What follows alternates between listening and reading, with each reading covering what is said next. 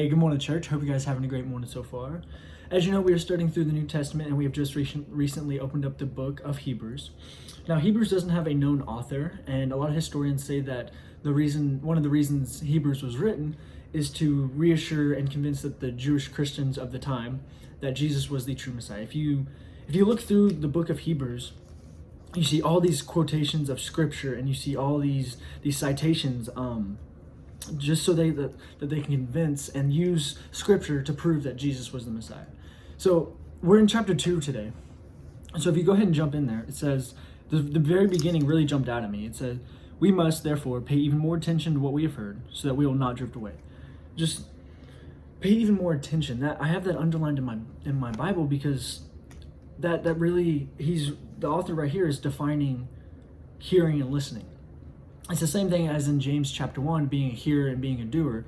You can hear things but not do it. And if you listening means that you hear it and you do it, right?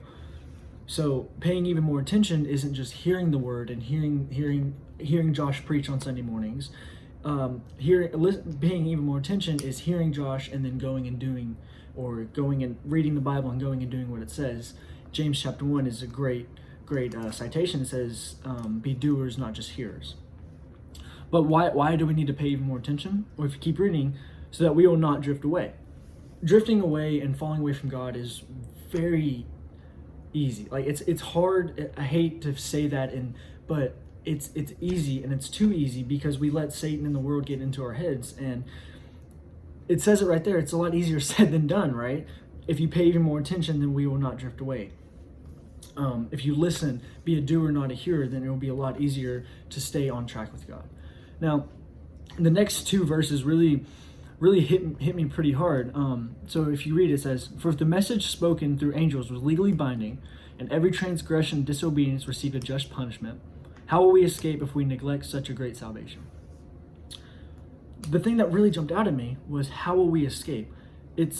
So it says that every transgression and disobedience received a just punishment. So as you know, one single sin separates us from God. And we are born with a sin nature, right? So out the womb, we are already sinners. So then verse 3, how will we escape? There is no hope without Jesus. There is no hope without such a great salvation, as it says there. But that's the amazing thing about God, is that Jesus is available to everyone and anyone who is willing to accept him. If in verse 3, if we neglect such a great salvation, Jesus is the great salvation. So you can even substitute such a great salvation right there with Jesus. How will we escape if we neglect Jesus? But the thing about Jesus is he's amazing and he's available to everyone, right? If you keep reading here, a lot of things really jumped out at me, but there's the citation that Psalms 8:4-6, saying that Jesus is going to be sent down and he would be made lower than the angels for a short time. But if you keep reading down in verse 10, "For in bringing many sons to glory, it was entirely appropriate that God, all things exist for him and through him, should make the source of their salvation perfect through sufferings."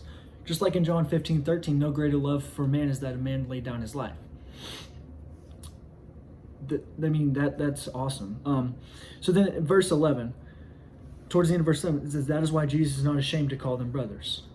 If Jesus isn't ashamed of us, calling us brothers, then why are we so ashamed of him? Why are we never telling people about Jesus? Like it said up there, how will we escape? There's no hope without Jesus. And if Jesus is not ashamed of us, why are we ashamed of him and not giving people the hope of an escape?